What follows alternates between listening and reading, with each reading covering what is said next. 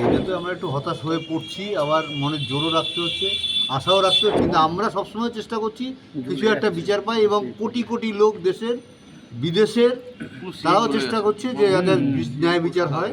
CBI একই কথা বলে যাচ্ছে, আমাদের যা ক্ষমতা আছে আমরা সর্বশক্তি দিয়ে চেষ্টা করছি। পুলিশের যে কর্মকাণ্ড দেখছিলাম সেটা আমরা সন্তুষ্ট হতে পারিনি।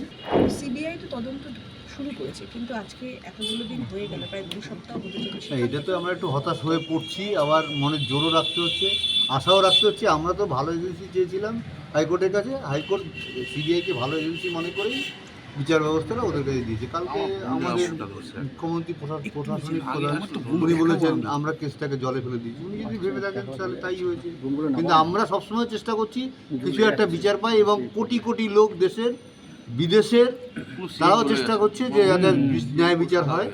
আমরা যারা যারা এই আন্দোলন করছে সব সময় তাদের পাশে আছি, যে কোনো রকম সহযোগিতা তাদের যদি আমাদের পক্ষ থেকে সম্ভব হয় আমরা অবশ্যই করবো। তারা আমাদের সঙ্গে সহযোগিতা করছে, এবং সংবাদ মাধ্যমও আমাদের সঙ্গে বিষয়টাকে আরও তুলে ধরার চেষ্টা করছে বারবার করে। তার জন্য সবাইকে আমি ধন্যবাদ। সিবিআইয়ের ভূমিকাকে কিভাবে দেখছেন? সিবিআই একই কথা বলে যাচ্ছে, আমাদের যা ক্ষমতা আছে আমরা সর্বশক্তি দিয়ে চেষ্টা করছি। ঘটনার পর মুখ্যমন্ত্রী বাড়িতে এসেছিলেন, ওনার যেটা বক্তব্য আপনাদের সব দাবি দাবা তিনি মেনেছিলেন। আমাদের কোনো দাবি ছিল না, আমাদের দাবি একটাই যে আমরা বিচার যেন পাই। হ্যাঁ, কিন্তু পুলিশের যে কর্মকাণ্ড দেখছিলাম সেটা আমরা সন্তুষ্ট হতে পারিনি। তার জন্যই আমরা হাইকোর্টের কাছে ভালো এগিয়ে দিয়েছিলাম। হাইকোর্ট সিবিআইকে ভালো মনে করেছে তাই দিয়েছে। আমাদের একটা জায়গায় আস্থা আমাদের রাখতেই হবে। মুখ্যমন্ত্রী বলেছেন বিচার চায় না, ওরা কেসটা জলে ফেলে দিল। যদিও ওরা মানে কাকে বলেছেন সেটা আমাদেরই সুনির্দিষ্ট বলেছেন। ইন্ডিরেক্টলি আমাদেরই বলেছেন। উনি হয়তো সিবিআইকে পছন্দ করেন না তার জন্য বলেছেন, সেটা ওনার ব্যাপার, এটা ওনার বক্তব্য, আমি কিছু বলবো না। তুমি তো প্রথম থেকে উনি তো বলেছিলেন যে সিবিআই কি দাও। হ্যাঁ, প্রথম থেকে উনি আবার বলে যাচ্ছিলেন, জানি না উনি কি বলতে চাইছেন না কি করতে চাইছেন, সেটা আমরা জানি। সিবিআই কে দাও মানে এতদিন ধরে মানে সন্দীপ ঘোষ প্রতিদিনই যাচ্ছেন সিবিআই নেওয়ার পরে। এটা তো এই প্রশ্নটা আমাদেরও একটা আছে, কেন কিছু ব্যাপার হয়তো সিবিআই আরও কঠোর কোনো প্রমাণ জোগাড় করার চেষ্টা করছে, সেই জন্যই কিছু হয়তো গ্রেপ্তার করছে। সন্দীপ ঘোষের সত্যিই কোনো দোষ আছে কি মনে?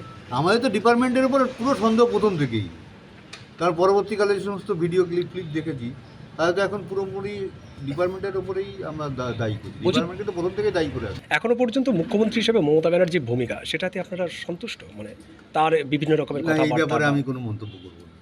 তবে উনি যেটা কালকে বলেছেন ওটা আমার ভালো লাগেনি। পরিবার চায় না বিচার, এটা কি? আমার মেয়ে চলে গেছে, আমি বিচার চাইবো না?